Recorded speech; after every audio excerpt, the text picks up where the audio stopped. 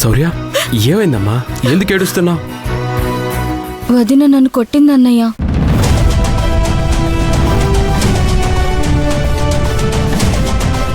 కొట్టిందా? ఎందుకు?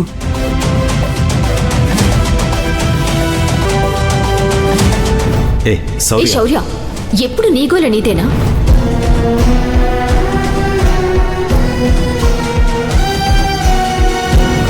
నన్నే అంత మాటుంటావా? చెప్పినట్లుగా అన్నయ్య ఆడుతున్నాడని అందరి మీద తన పెత్తనం చూపిస్తుందా? లేకని. మాధవ్, వద్దు మాధవ్. తప్పుకో భూమి. నా చెల్లెలి ఒంటి మీద చెయ్యేసేదాకా వచ్చిందంటే ఇంకా చూస్తూ ఊరుకోలేను. మాధవ్, పరిస్థితులు ఇంతవరకు వచ్చిందే అలేఖ్య వల్ల.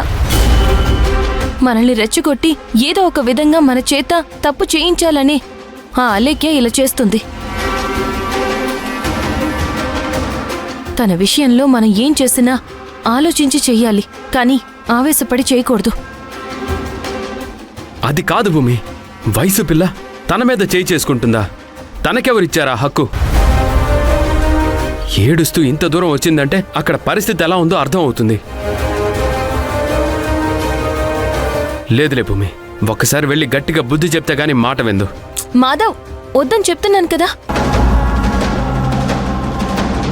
అన్నిటికీ ఒక సమయం వస్తుంది. అప్పటి వరకు కొంచెం ఓపిక పట్టు. శౌర్యని కొట్టింది అంటే నీకంటే ముందు నేనే వెళ్లేదాన్ని. ఆయన ఎందుకు ఆగుతున్నాను? ప్రతిదీ తనకి అనుకూలంగా మార్చుకుంటుందా ఆలేఖ్య? ఇప్పుడు ఆవేశంతో నువ్వు ఇంటికి వెళ్లి గొడవ చేసినా తనని ఏమన్నా బావగారికి నీకు మధ్య దూరం ఇంకొంచెం పెరుగుతుందే కాని తగ్గదు. అందుకే చెప్తున్నాను, కామ్గా ఉండు. శౌర్య, ఊరుకోమ్మా. తనకి ఎప్పుడు ఎలా బుద్ధి చెప్పాలో అలా బుద్ధి చెప్దాం. నువ్వేమీ బాధపడకు. అవును, ఏమీ తిన్నట్టులేవో? బాగా నీరసంగా కనిపిస్తున్నావు. అన్నం పెడతాను. తనకిష్టమైన కూరలు చేసి పెట్టు భూమి. శౌర్య, చెప్పు, నీకేమిష్టం? నీకేమిష్టమో చెప్పు, అన్నీ చేసి పెడతాను. నేనేం తింటాననే దానికంటే ఈ రోజంతా మీతో ప్రశాంతంగా ఉండాలనుంది. అందుకే వచ్చేసాను.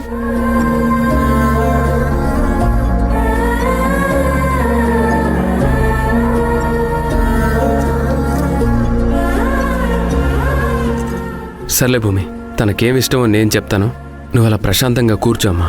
వదిన 10 నిమిషాల్లో వంట రెడీ చేసేస్తుంది. కలిసి భోంచేద్దాం.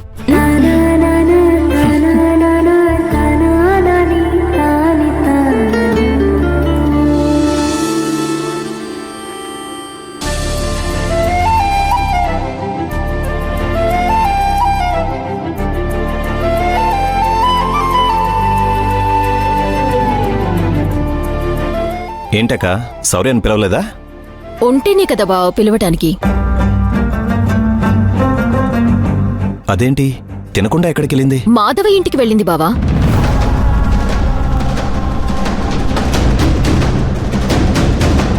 అక్కడికెందుకెళ్ళింది? ఎవరు పంపించారు? ఇంత జరుగుతుంటే ఇంకా ఆ ఇంటికి ఎలా వెళ్తుంది? వదిన దగ్గరుండి ఇక్కడ ఈ బాధలు, ఈ గొడవలు అన్నీ నీకెందుకమ్మా, వెళ్ళి అక్కడ ప్రశాంతంగా ఉండు అన్నట్టుగా చెప్పి మరీ పంపించింది. అక్క, నువ్వు పంపించావా? ఏం జరుగుతుందో వాడేం చేస్తున్నాడో తెలిసినా మళ్ళీ వాడింటికి ఎలా పంపిస్తావు? వాడు బయటికెళ్ళి పరుగు తీస్తుంటే నీకదేం పట్టట్లేదా? అలా ఎలా పంపిస్తావు శౌర్యాన్ని? పంపించాను రా, ఇప్పుడేంటి?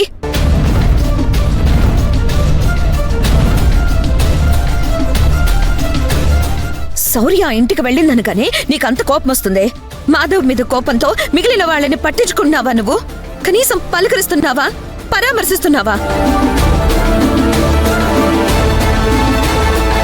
పాపం చిన్నపిల్లది.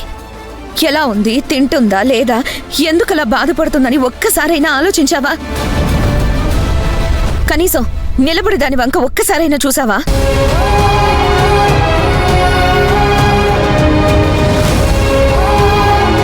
చూసుంటే తెలిసేది అది ఎంత బాధపడుతుందని. అంత బాధపడ్డానికి ఇక్కడ తనకేం తక్కువ జరిగిందక్క? 3 పూట్ల తింటున్నారు, తిరుగుతున్నారు కదా, బావున్నారంటే సరిపోతుందా? ఇంకా ఏం చేయలేదునా? పనులన్నీ మానేసి బావ అందరి ఎదురుగా కూర్చొని కబులు చెప్పాలా ఏంటి? నువ్వు నోర్మై.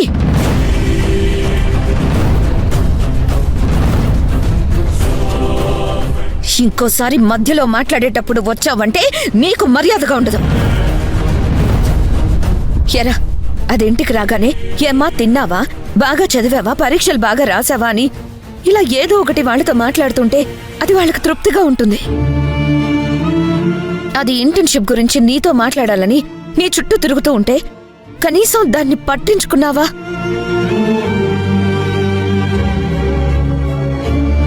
ఎంతసేపు మీ ఆస్తులు, కోపాలు, గొడవలు తప్ప అమ్మెలా ఉంది, అక్కెలా ఉంది, చెల్లెలు, తమ్ముడు ఎలా ఉన్నారు అని ఆలోచించి తీరికెక్కడుందిరా నీకు?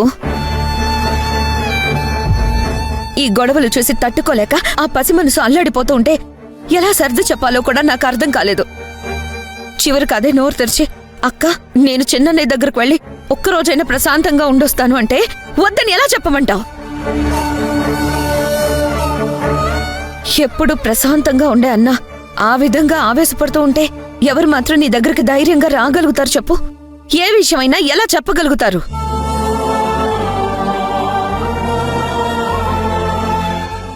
సారీ అక్క, నువ్వు చెప్పే వరకు నేనిదంతా ఆలోచించలేకపోయాను.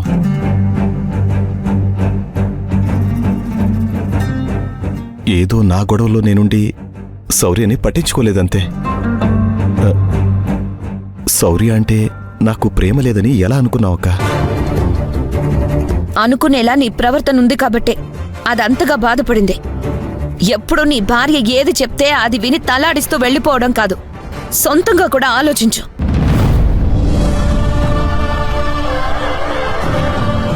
నువ్వు కేవలం అలేఖ్యకి భర్తవి మాత్రమే కాదు, ఓ అన్నవి, ఓ తమ్ముడివి, ఈ ఇంటి పెద్ద కొడుకువి. అది కూడా గుర్తుంచుకో. నీ బాధ నాకు అర్థమైందక్క. ఇంకోసారి అలా జరగనివ్వను. ఇప్పుడు శౌర్య వస్తుంది కదా, రాగానే తన ఇంటర్న్షిప్ గురించి నేనే మాట్లాడతాను.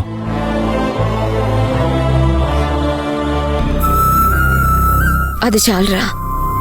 ప్రేమగా నువ్వు పలకరిస్తే చాలు, పిల్లలిద్దరూ సంతోషపడతారు. నేను మాట్లాడతానులే అక్క. రే అన్నం తిని వెళ్ళరా. లేదక్క, ఆకలిగా లేదు.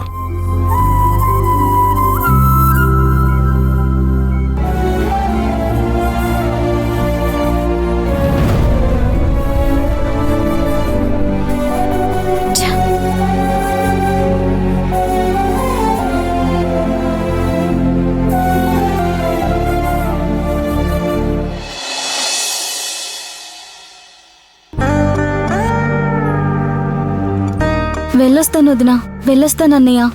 అప్పుడే వెళ్తానంటావేంటమ్మా? ఇవాళ నుండి రేపు వెళ్ళొచ్చుగా. లేదు వదినా, వెళ్ళాలి. ఒక్కపూటగా ఇంట్లో ఉండడం ఇబ్బందిగా ఉందమ్మా. చచా అదేం లేదన్నయ్య, నీ దగ్గరకు వచ్చినందుకు చాలా ఆనందంగా ఉంది. కాకపోతే అన్నయ్యతో ఒక మాట చెప్పకుండా వచ్చాను. త్వరగా వెళ్ళకపోతే బాగుండదు కదా, మళ్ళీ అన్నయ్యకి కోపం వస్తుంది. సర్లేమ్మా. అప్పుడప్పుడు వస్తూ ఉండు. ఎప్పుడో ఇలా ఓసారి రావడం కాదు, ఏ 2 రోజులకో ఒకసారి రావచ్చుగా. తప్పకుండా వస్తాను వదినా. సరే.